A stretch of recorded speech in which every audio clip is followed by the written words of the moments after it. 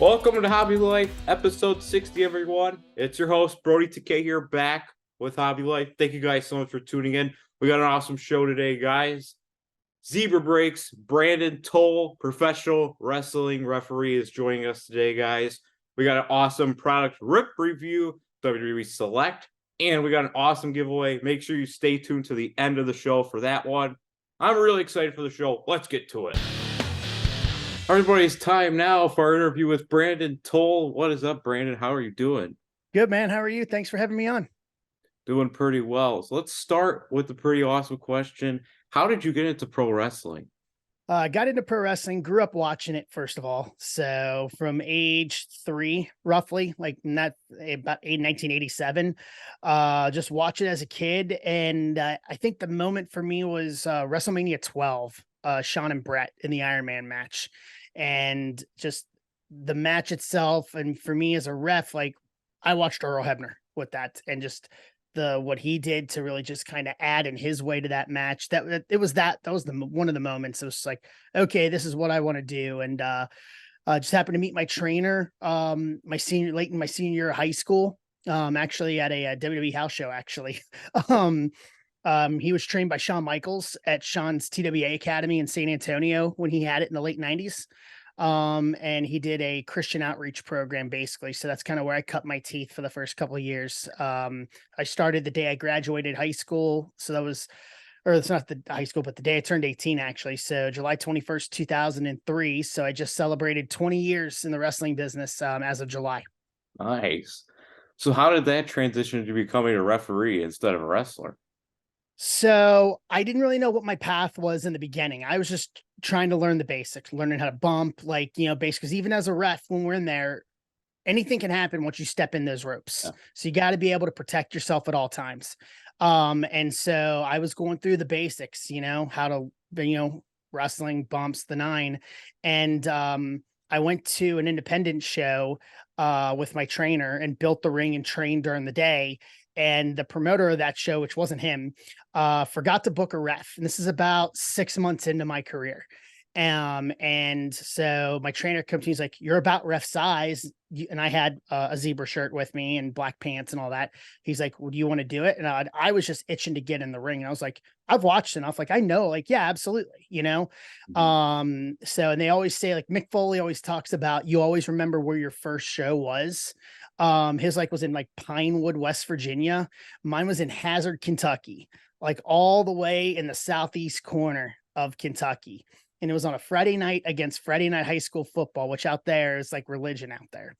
So that was my first show. I got into the ring and I Iron Man my first show ever. And it felt natural. And then my trainer after the show, he's like, "I think we found your calling." And I said, "I agree."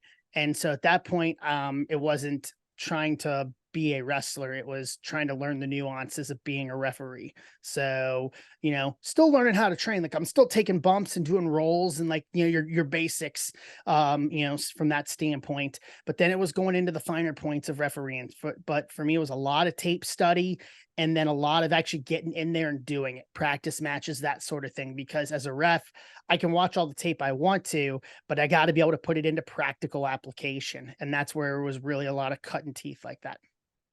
Is there a big part of the job that fans don't know about that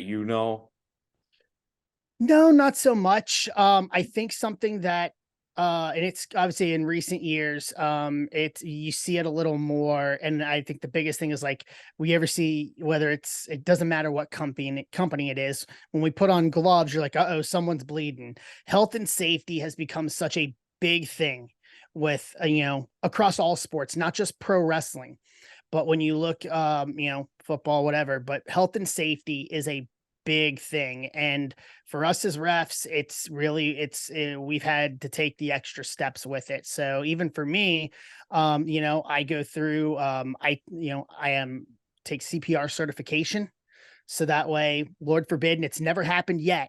And I don't want it to, but in case something like that does happen. I was with Impact when Scott Steiner had that cardiac incident in 2020, right before the pandemic started, right before the shutdowns. I was there that night, and I actually passed Scott. I was in the segment after him, after his segment. So I passed him as I was heading to the ring, and then like 5 minutes, well, that all happened while I was actually in the ring. So, it's health and safety is a huge thing, Yeah. so I think that's a big thing that you don't really see it because it's not meant to be seen unless we have to. And I've run into my fair share of incidents in my career with that, with legitimate injuries where we've had to just stop everything. So, I mean, I think that's really the unseen thing, but if you don't see it, it's a good thing. It means everything's going as it should. I like that. That's a good way to put it. What's your favorite match that you've ever reffed before? Oh, I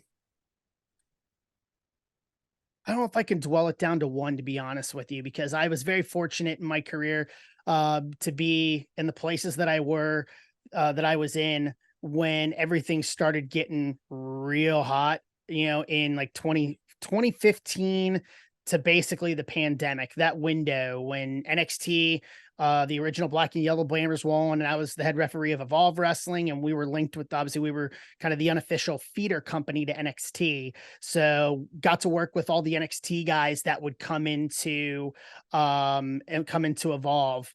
If I had to put one match off the top of my head, and once again, I could list probably 5 or 6 without even hesitation. I think for me, and I think it's also for me kind of a career validation moment for me, was the main event of Evolve 131, the WWE Network special we did in 2019. I officiating the NXT Championship match with Adam Cole and Akira Tozawa. Nice. That's a pretty good match. It was Nice. very good. What's your 2 count? Are you like a 2? You peace sign? You go like this? You I do. I've kind of, it's adapted over the years, and especially as I've learned things. Everything I do, and I say this to refs, everything I do, because the one person who really needs to see what I'm doing with that is the timekeeper, because the timekeeper, if I don't, they may ring the bell. So everything I do, and it's a straight to, like, I'm pointing it, but it's right to the timekeeper is where I'm pointing. When I'm pointing to, it's right there. I have done the Mark, I call it the Mark Curtis. I'm trying to think what's the one. It was Giant and like Scott Hall. It was WCW 97, and it was a title change. And because he was so short, he could stand on the bottom rope. And I just remember him getting like the submission, and he going, just jumping up and down and just pointing this real over the top with it, love it. Rest in peace, Mark. So everything I do is pretty, I don't want to say rigid, but it's purposeful, I guess is the best way I could do it. Because for those 2 things, whether it's a motion on a count or calling for a bell, it's meant specifically to make sure the timekeeper sees it.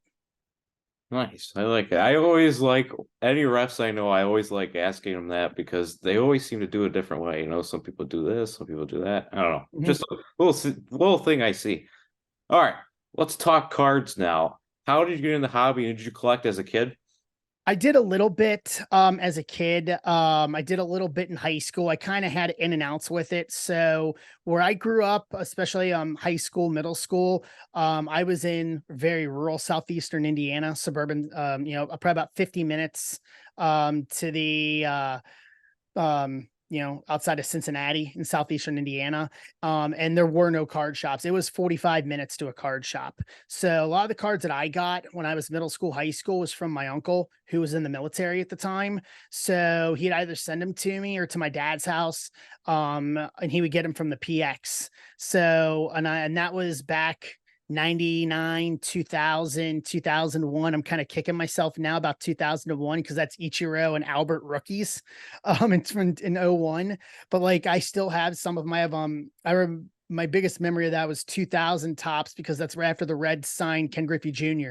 So the kid comes home, and getting his first card in a Reds uni was huge to us as Reds fans. So I have a few of those still in my PC. Ungraded, just sitting in there just for the sentimental value to it. So a little often, through that, high school and early college, I didn't really, because I was working a full-time job and taking, 18 credit hours a semester in college, and was doing independence and trying to train and everything like that. So I got away from it. I got back into it right around 2018, a little bit. Because I was still on a full road schedule at the time at that point, because I was with Evolve and with Impact Wrestling, and I was taking independence. So, and working full time when I was home.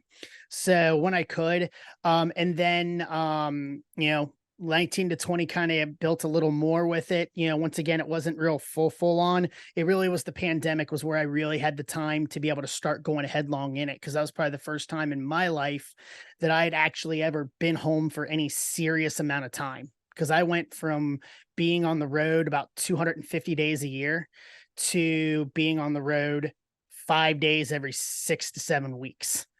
Yeah. And that's where it really kind of took off, because that's when I started my Zebra Breaks channel.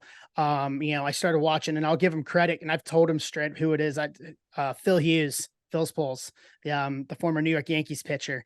Was really kind of the inspiration for me to start my channel, and it gave me something to do during the pandemic. I taught myself how to video edit.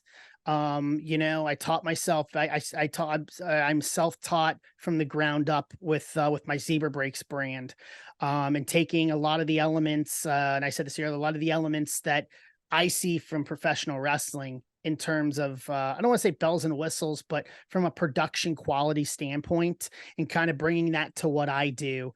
And then being someone who, collecting and in the wrestling industry, just, it's kind of a nice thing. And then that launched, me starting that launched into my other project, Top of the Card, with Conrad Thompson, and ad-free shows that I do for them as well. And that started in March of this year.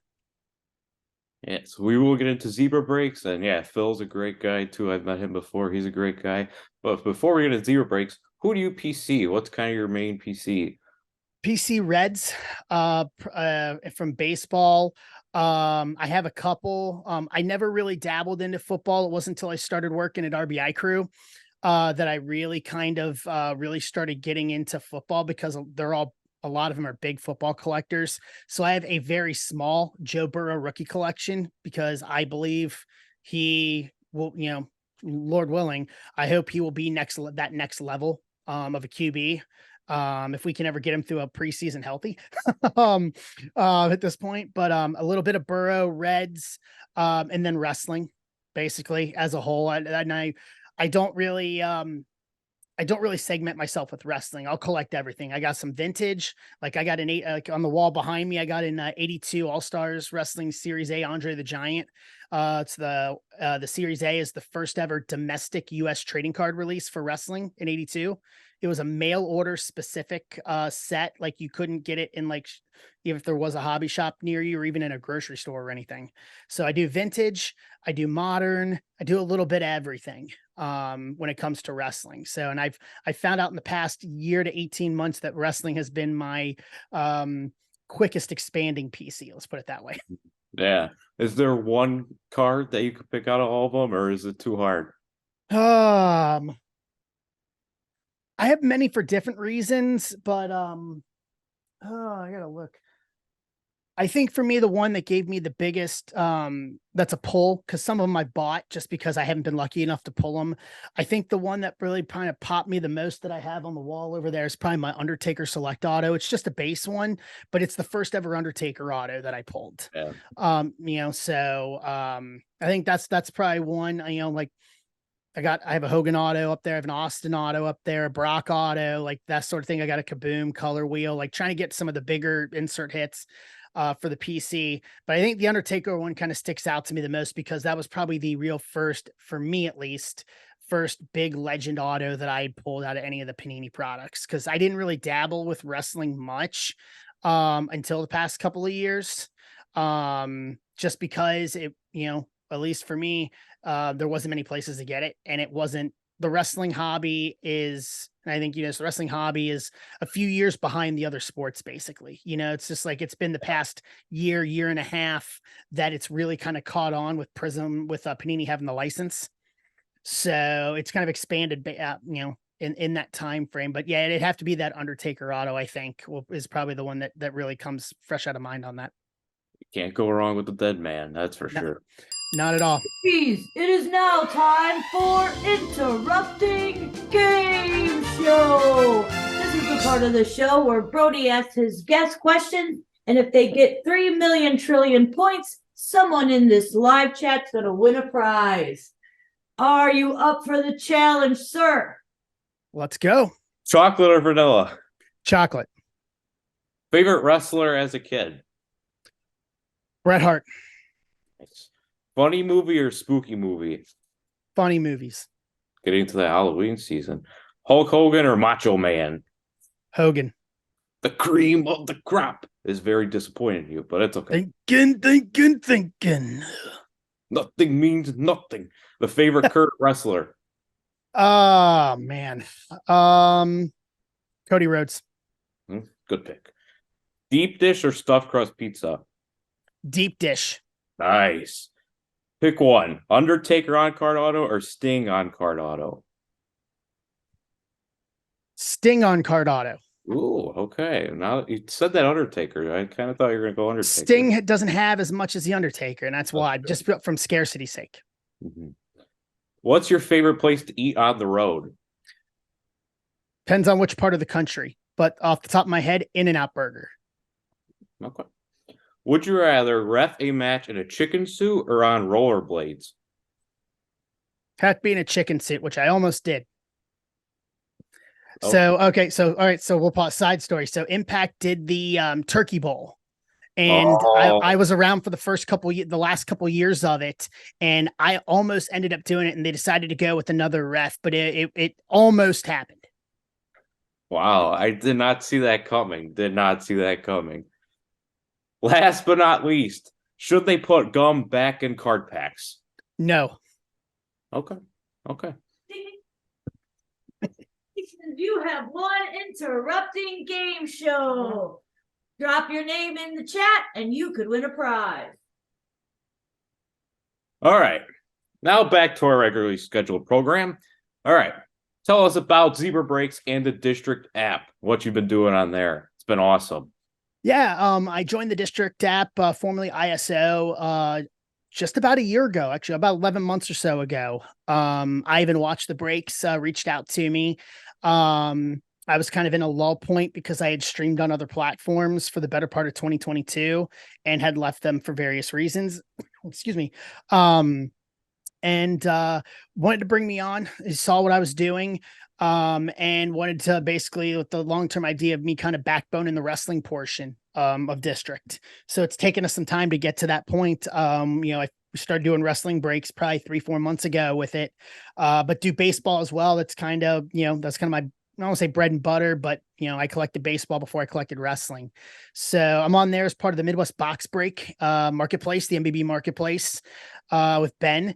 Basically 2 days a week, Sunday nights, Tuesday afternoons on the regular schedule, and we're rolling breaks. We did 3 last night. We did an AEW Skybox Metal and some Cosmic and Chrome Sapphire.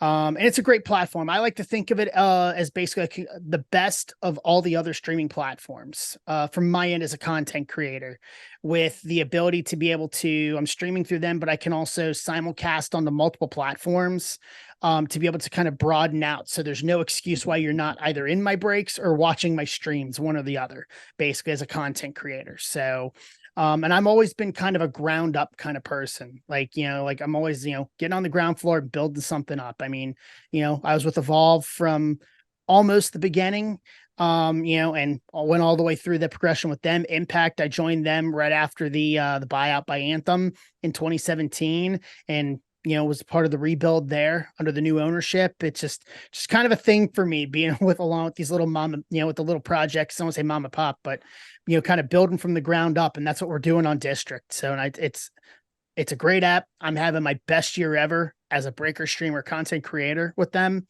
It's not even close. And it's continual improvements along the way with it. That's awesome, man. I've enjoyed it a lot. And this is the really question I want you to answer. What's your coolest part about breaking from your standpoint? A couple of different things. One is ripping stuff for people that may not be able to partake in a product otherwise. Because let's be honest, stuff's expensive. You know what I mean? And it's not going down anytime soon. So, and it's being able to get different people of all walks or all financial abilities, basically, because not everyone can afford a $400 box of Chrome Cosmic, but you can get in a break of mine for $35-$40 and get one, get a ring, get a pick your team in one of my breaks, and you get over 2 boxes of that and a box of Chrome Sapphire like we did last night. I think it's the ability to get as many people as want to be a part of it, and and to where financial condition is not a barrier to entry, basically, because the hobby is for everyone.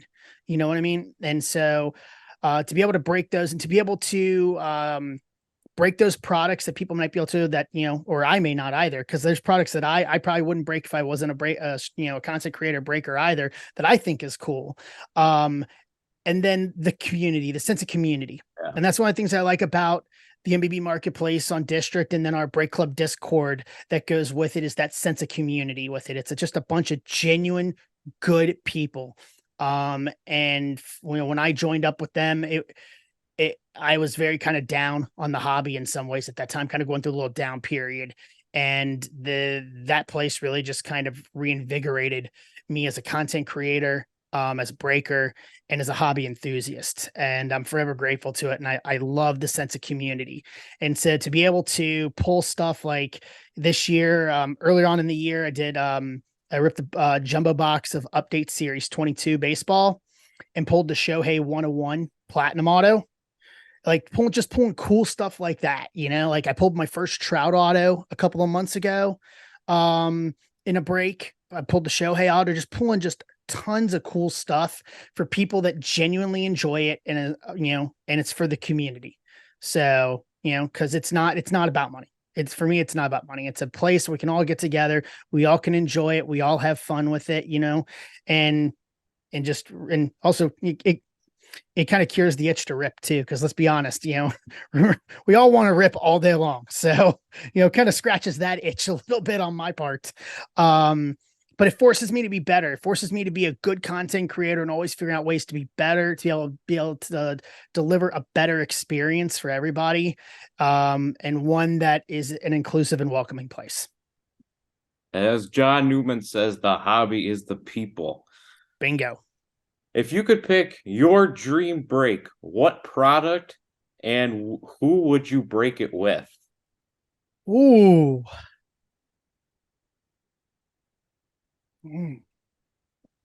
This is a real stumper. I know. I don't even know if I've got like a exact answer. I thought about it for a little bit.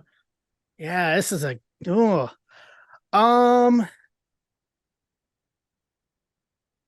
football, just because I want to meet him. A case of 2020 flawless football with Joe Burrow.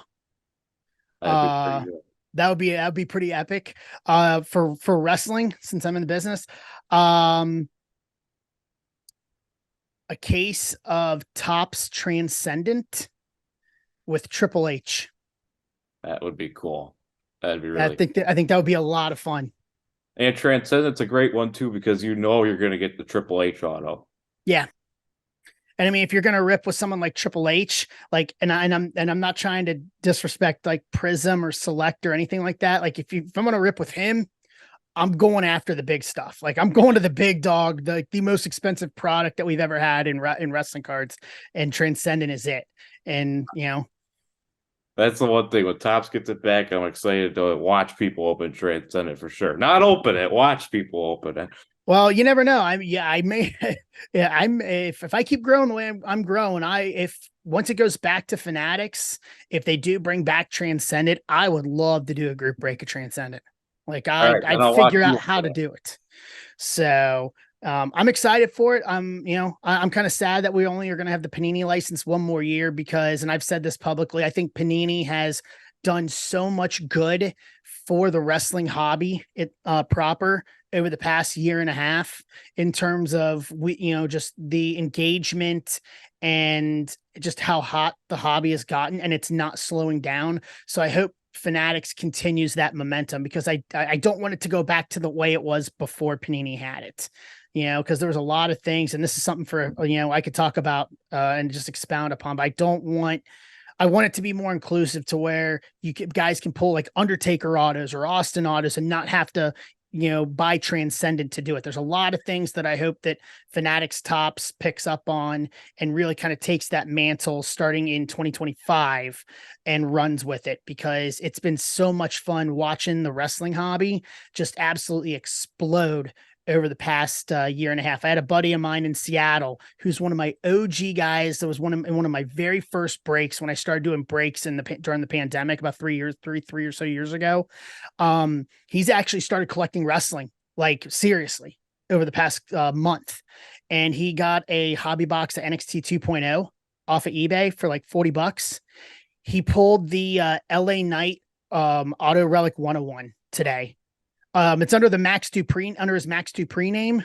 So it's autographed Max Dupree, but it's him, and it's a 101. He literally like blew my phone up this evening, like just absolutely just totally going nuts over pulling it. And he showed me, and I was just like, that's a monster hit. But like stuff like that, like bringing new people in because of wrestling, like that's what I want to see, moving forward, not only through the rest of the Panini license, but once it goes back to Fanatics Tops in 2025. Agreed. Spot on. All right, Brandon, I got a question for you. Do you want to do a product rip review with Select WWE? Of course. And how about this? How about we do a war? Let's do it. Yeah. Let's go. Product rip review. Let the product rip battle begin. We've got the bell. Ring the bell. Yeah, there we Ding, go. ding, ding. All right, let's kick this over here. All right. 2023 Select Blasters. Let's see what we do here. This has been such a good product. Yes, I think, in my opinion, I think this is the best retail format, any format, in my opinion. I agree. I think that they, with the retail specific parallels with the tiger stripes and all that, it gives you something to chase, and it's well, that and the mezzanines too. Like there's so much meat on the bone with the Select checklist as a whole that like your money value is there. Okay. Let's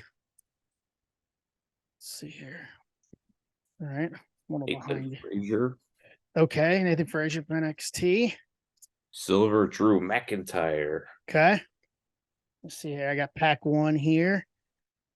Got Roxanne Perez. Good old brother Brutai. Undertaker, speak of. We've been talking about him a lot. Yeah. There we go. Diesel Silver. Nice. Good old 93 Diesel there.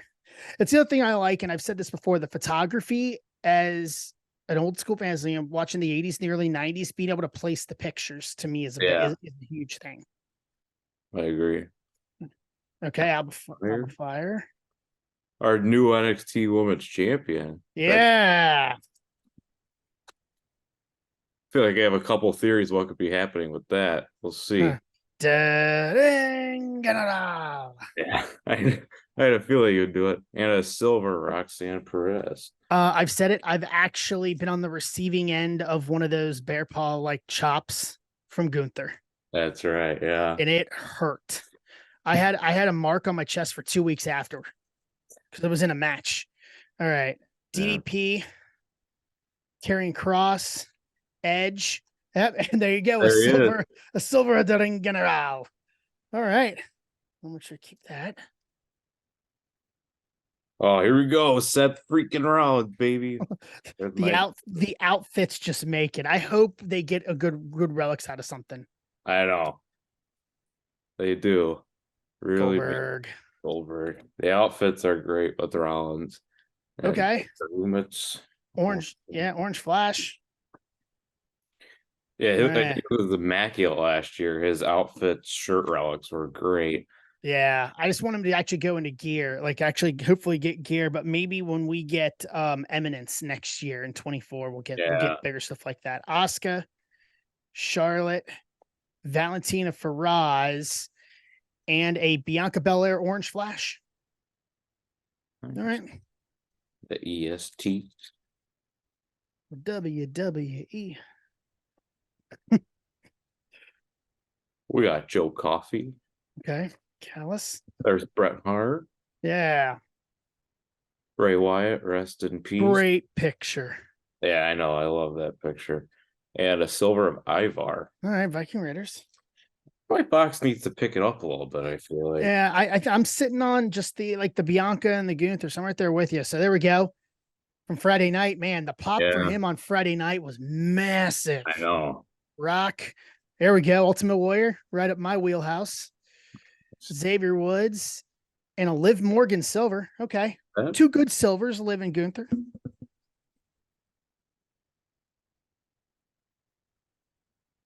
All right, we got Ricochet. Neither one of us have got a mezzanine either. Good old Shamey. Yeah. We got a mezzanine Trish. Oh, it's going to be hard to beat. That's not bad. And I like this one. We got a Flash HBK. Oh, yeah. That's cool. Yes. I'm still looking for the Flash. So I'm running the rainbow on select for Zeus, actually, this year. I'm still missing the Flash, and I'm missing the green hobby at 5 parallel. So, okay, I got a Flash coming up here as well. R-Truth, Miz, Uncle Brock, and then Bobby Lashley Sensations Flash. Those things look really good. Yeah, they did really, really good. They did a real good job with these this year. So, okay, so you've got the only mezzanine so far. So going into this last pack, I think you're up on so far going into this last pack. Just by a little bit, though. One big cover could really change this. True story. All right, we got Biggie. Hope to see him soon. Yeah, me too. Keenan Lyons. Okay.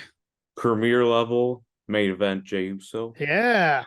And a Orange Flash premiere of Lita.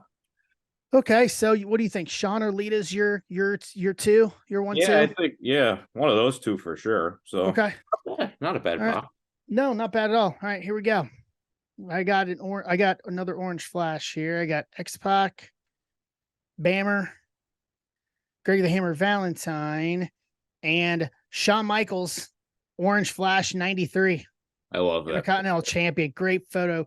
The fact they use different photos in the different levels, man, is phenomenal. I think that's just a great photo. So since I'm the ref, since I am the referee, I think I'm giving it to you. You got the only mezzanine. Yeah, that's great. I can't believe your box on a mezzanine. Yeah. Yeah, the mezzanine's the chase with this from the different level standpoint. So you pulled the only mezzanine. I'm calling you the winner. I appreciate it, man. I thank you so much for coming on, man. I really appreciate it. Tell us where we can follow you. Yeah, I'm on at Twitter at ref Brendon Tolle Tolle, Instagram referee Brendon Tolle, and then MBB Marketplace district.net/Midwest Box Breaks, and then discord.gg/Break Club is the MBB Break Club Discord. Free to join. I have my Zebra Break section in there and a wrestling specific section where we're talking wrestling almost daily. Awesome. Everybody go follow him. It's a great experience. I love Zebra Breaks. Thank you so much, Brandon. Like I say, peace out. See you, man. Thank you for having me on. Have you guys heard of Iron Guard Supplies? Well, they sent me some stuff to try out, and it looks awesome. Your cards look great, and it is fabulous quality. Well, luckily for you guys, they sent me a box to give away to you. Look at all this stuff. We got top loaders, mags, sleeves. Let me tell you, I put an RPA in one of these mags, and I got a date to homecoming just like that. Like, look at all this stuff.